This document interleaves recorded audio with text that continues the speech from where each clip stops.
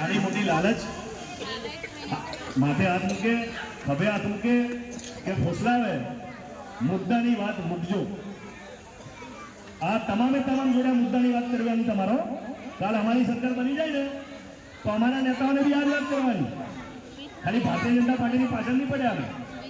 કોંગ્રેસનો છૂટેલો નેતા હોય તો એને પણ તમારા પાયાના પ્રશ્નોની વાત કરો, અને અમારી આમ આદમી પાર્ટીના નેતા બી છૂટાઈને આવે તો એને બી પ્રશ્ન કરો.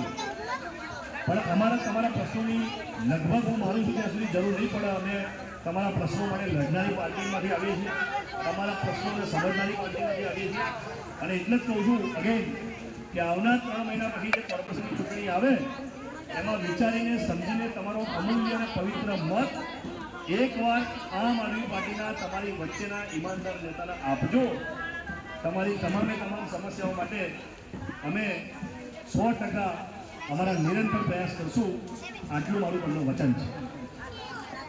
જો તમને લાગતું હોય કે ગુજરાતની અંદર છેલ્લા 30 વર્ષની અંદર ભારતીય જનતા પાર્ટીના શાસનમાં મોંઘવારી ચરમસીમાએ પહોંચી ગઈ છે, બેરોજગારી ચરમસીમાએ પહોંચી ગઈ છે, બાળકોના ભણવા માટેનું જે અક્ષર જ્ઞાન માટેનો જે સ્કૂલો છે, સંસ્થાઓ એ એટલી મોંઘીલાટ થઈ ગઈ છે કે આપણી લેવલ અને આપણી તાકાત બહાર નીકળી ગઈ છે.